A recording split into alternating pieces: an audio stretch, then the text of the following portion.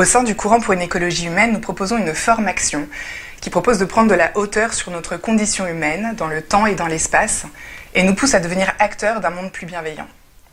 Dans le cadre de ce parcours, pour produire des vidéos tout au long de l'année, j'ai eu la chance de faire de très belles rencontres. J'ai notamment interviewé un cultivateur de la Drôme qui a choisi de gérer son exploitation de façon très respectueuse de l'environnement et de la nature. Son témoignage en tant que tel est édifiant parce qu'en prenant son temps et en se faisant aider, il a réussi à mettre en cohérence ses actes et ses convictions. Mais ce qui m'a plus touchée dans ce témoignage, c'est le temps qu'il a choisi d'y consacrer. Venir me chercher à la gare, préparer un bon repas longuement mitonné sur un poêle avec des produits de sa terre, exprimer sans impatience, 10 fois de manière différente, le message que j'espérais de lui. Ces 5 bonnes heures passées ensemble se sont déroulées hors connexion. Nos téléphones portables étaient en mode avion. Aucune autre sollicitation que d'être pleinement présent. Ce temps m'a paru d'une qualité rare et m'a incité à prendre un peu de recul sur mon propre rapport au temps. Il y a clairement une question de consommation, d'arbitrage, de renonciation pour avoir ou pas un rapport au temps apaisé.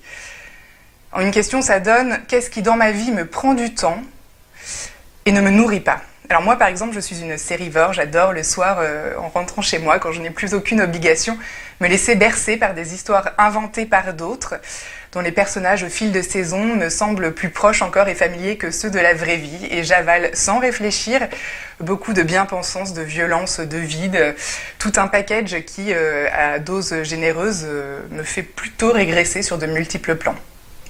Alors que si sciemment je choisis de consacrer ce temps au fait d'être, de donner, de créer, alors tout de suite le temps devient un allié et me fait grandir sur de multiples plans. Ça peut être sur des qualités humaines ou techniques, et ça, clairement, ça apporte de la joie. Il me semble qu'il y a aussi une question de regard, de façon d'aborder le temps, un choix de continuité ou de discontinuité. Je peux choisir de vivre l'instant présent, une succession de moments plutôt sympas, qui se succèdent les uns les autres sans forcément de lien entre eux et qui n'engagent à rien. Ou je peux choisir de vivre le temps présent qui est inséré entre un passé et un futur et qui, dans cette continuité, permet de faire émerger de la cohérence.